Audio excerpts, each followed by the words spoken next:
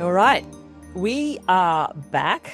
That's you and me and this wild conversation, which we kept going for almost 4 years, or 200 or so episodes, I think it was. And that, well, I kind of felt was left unfinished when I decided to put a pause on things for a bit. So here I am with a series 2, which will kick off with my first guest interview uploading tomorrow. Today, however, I thought I'd give a bit of a quick picture, and I'll try to keep it to 5 to 10 minutes, but we'll see how that goes, of where we're going to now head over coming months together. And I should flag the format will be a little different, including the fact that you can now watch and listen to these episodes in video format over on my YouTube or Substack. And if you're listening to this now and you want to swap over, you can do so. And I'll put the links to my YouTube and Substack in the show notes. So what we might call series 1 of Wild with me, Sarah Wilson, was a long, meandering, often overwhelming journey through the mad clusterfuck of challenges and crises that were escalating each week and in real time as we were having these conversations together. And that has all come to be known as the meta crisis or the poly crisis. And it was very much a journey to try to establish what the hell was going on in the world and to us. You know, it was interviews with experts who were trying to make sense of the fragmentation that was happening, biodiversity loss, but also decline in I guess, fertility levels, but democracy, and just the increased fragmentation. And during this time, AI, or the LLMs, the large language models, arrived. I mean, it's that recent. The tech bros descended, of course. Nuclear threat got extremely, extremely real. And it's dialing up as I record this very episode with you right now. Trump came back. There were more genocides. Fascism hit, the whole picture. You were all there. We were there together. Now, all of this took 4 years, 200 or so interviews with philosophers, scientists, geophysicists, energy futurists, the very, very wild Margaret Atwood, the singer and music producer Sia. I think she was my first interview. At least 2 nuns, and I think at least 2 death walkers. Now, you can go back and listen to all of those, of course, and I'll put a select bunch of episodes in the show notes so that you can go and maybe catch up or even just join this conversation, get a feel for the topic that we're talking about here. Now, it took this much, I guess, effort, time, this number of interviews to arrive at a very stark awareness that our civilization is going through what all complex civilizations throughout history have gone through before us, and that is complex systems collapse. Now, complex systems collapse is where all the stuff that makes up our civilization, that grew and progressed and made our civilization such a behemoth, so increasing energy, increased populations, growing democracy, increased food and water availability, increasing wealth and comfort, it reaches a peak, a limit, you know, if you can imagine a bell curve, and just runs out of puff, out of resources, it runs out of stability, and it starts to decline or collapse in on itself. So the bell curve starts to go down the other side. And that's where we're at now, sort of at this peak in the bell curve, about to descend down the other side. And all of this, if you're not watching the video version, I'm casting my hand out wide to the world of mad affairs going on. This is what it looks like. Okay, but what I'm trying to explore now is, well, now what? Now that we've diagnosed the situation and we've accepted that the complex systems, this complex system of complex systems that we've been inhabiting is no longer holding, that it's collapsing, that we can't fix it and we can't stop it. And that's a conversation that I have over those 400, or for those, I should say, 200 episodes. What do we do? How do we be? How do we live a vulnerable, sensitive, tender human life in it all? Because that's where we're at.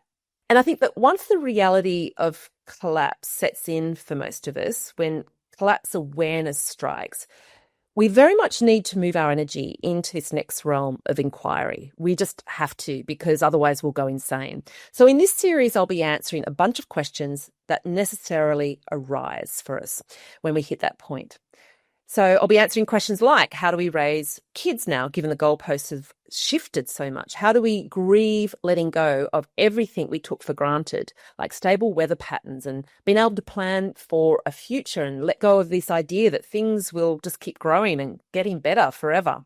I'll also be answering questions that speak to what I've started calling the what comes next, the creation of this new world, this new normal that will necessarily emerge from this system's collapse. And I say this a bit about the place. We live in an eerie liminal or in-between time between an old world that is falling apart and a new world that we're starting to emerge into, but we haven't got there yet. We certainly don't have a clear picture of it yet. Now, liminal times throughout history, but also in our own lives, are incredibly frightening and uncertain.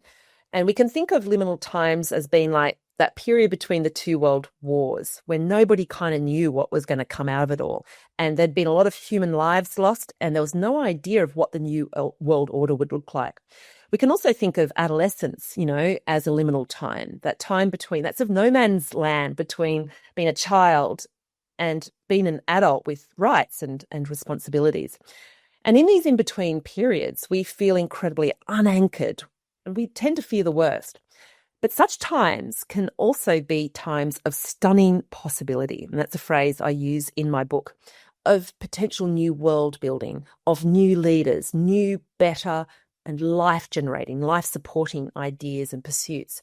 Now, many of you would have heard that Milton Friedman line, about what happens in liminal times. And it goes something like, only a crisis produces real change. But when that crisis happens, what comes next depends on the ideas that are lying around at the time.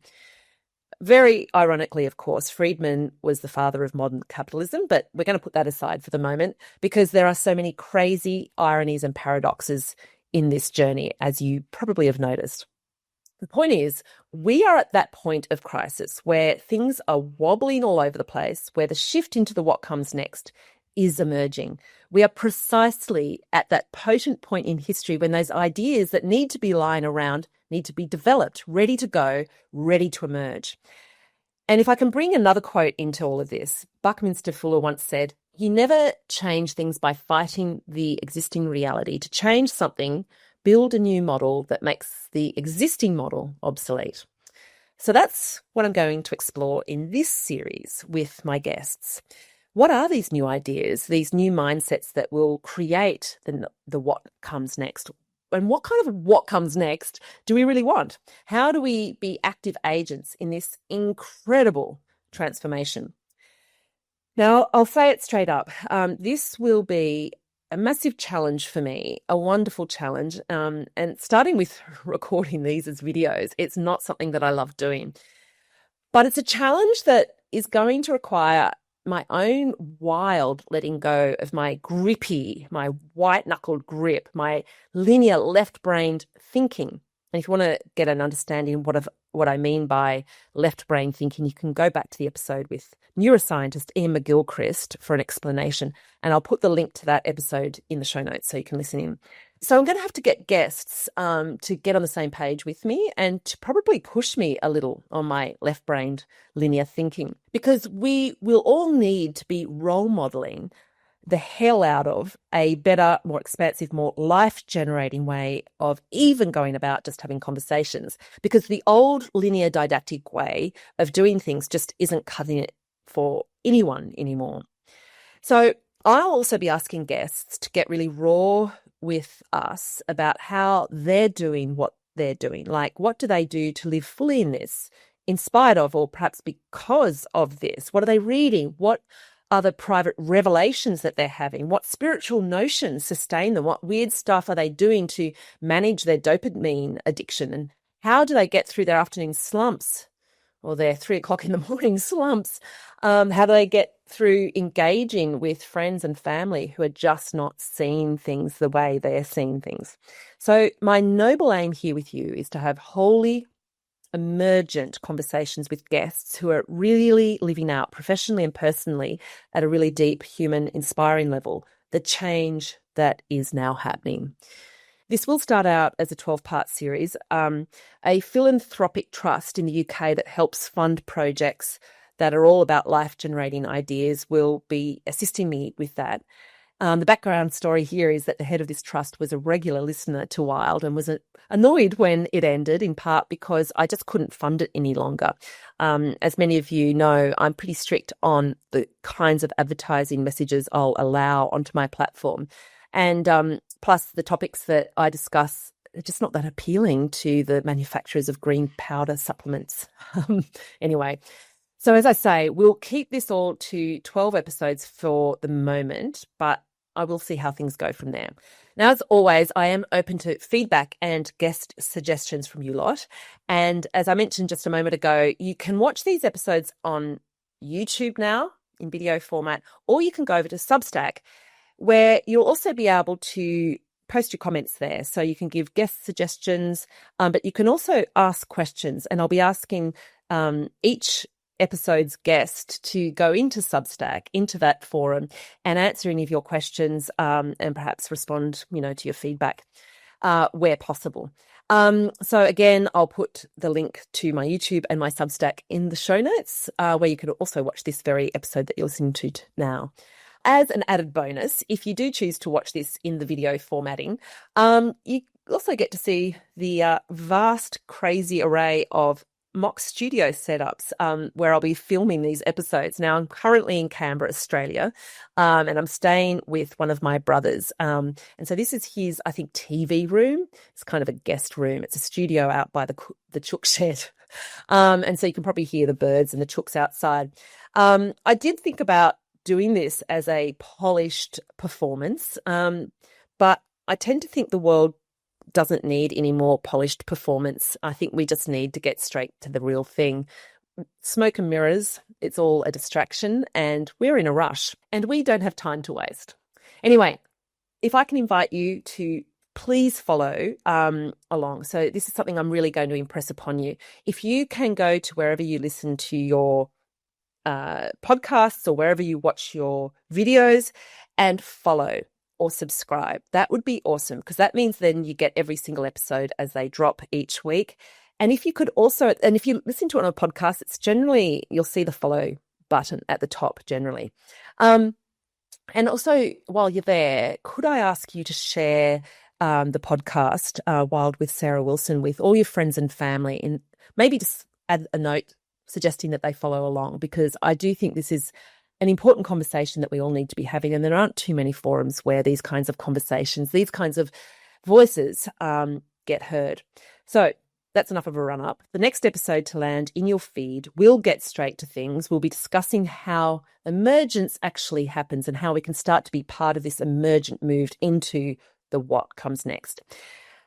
I truthfully never thought this would all happen in my lifetime, that I'd be leading this kind of conversation. But you know what? Here we are. And as I write in my latest book, I Ate the Stars, all of us here happen to be the adults in the room born into this brain-explodingly difficult moment. And really what's before us is the invite to own it fully and to make something of this stunning possibility. I reckon we can, and I hope that you'll join me in making it happen. Anyway, in the meantime, as always, stay wild, my friends.